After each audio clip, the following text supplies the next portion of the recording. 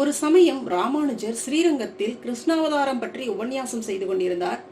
அதில் ஒரு காட்சியில் கிருஷ்ணன் தனது துணிகளை சலவை தொழிலாளி ஒருவனிடம் கொடுத்து சுத்தம் செய்து கொடுக்கும்படி கேட்டிருந்தார். அடுத்த நாள் தமது துணிகளை அந்த சலவை தொழிலாளியிடம் கேட்டபோது கிருஷ்ணரிடம் அவரது துணிகளையே அவன் தர மறுத்து விட்டான்.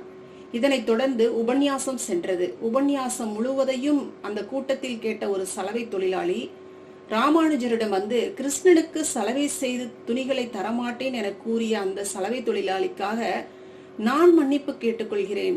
அதற்காக ரங்கநாதரின் துணிகளை இனி நானே துவைத்து தருகிறேன் என கூறுகிறான். அப்படியே செய் என கூறினார் ராமானுஜர். அந்த சலவை தொழிலாளியும் அடுத்த நாள் முதல் ரங்கநாதரின் துணிகளை வாங்கி சென்று மிக தூய்மையாக புதியது போல் துவைத்து ராமானுஜரிடம் காட்டி பிறகு கோயிலில் கொடுத்து வந்தான். ராமானுஜரும் அவனை மனமாற பாராட்டுவார். ஒரு நாள் சலவை தொழிலாளி ராமானுஜரிடம், நீங்கள் தான் என்னை பாராட்டுகிறீர்கள், ஆனால் ரங்கநாதர் பாராட்டவில்லையே என்றான்.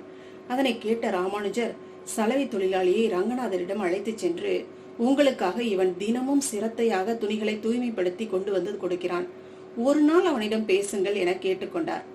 ரங்கநாதர் சலவை தொழிலாளியிடம், உனக்கு என்ன வரம் வேண்டும் என கேள் என்றார். அதற்கு சலவை தொழிலாளி, கிருஷ்ணாவதாரத்திலே உங்களுக்கு துவைத்த உங்களுடைய துணிகளை தர மாட்டேன்னு சொன்ன அந்த சலவை தொழிலாளியை மன்னித்து அவனுக்கு நீங்கள் முக்தி அளிக்க வேண்டும் என்றான்.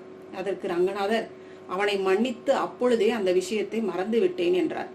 இதை பார்த்து கொண்டிருந்த ராமானுஜர், கிருஷ்ணாவதாரத்தில் தவறு செய்த ஒருவனுக்காகவா நீ முக்தி கேட்கிறாய்? உனக்காக நீ ஏன் ஒன்றும் கேட்கவில்லை என கேட்கிறார். அதற்கு சலவை தொழிலாளி, உங்களை குருவாக நான் ஏற்றுக்கொண்டேன், முக்திக்கு வழிகாட்டு என்னை இறைவனிடம் அழைத்து சென்று விடுவீர்கள் என்று நான் நம்புகிறேன். இதனை கேட்ட ராமானுஜர் மனம் நெகிழ்ந்து அவனை ஆசீர்வாதம் செய்தார். ஆகவே அன்பானவர்களே, உண்மையான பக்தர்கள் குருவிடம் முழுமையாக சரணடைந்தால் முக்திக்கான பாதை மிக மிக எளிதுதாங்க.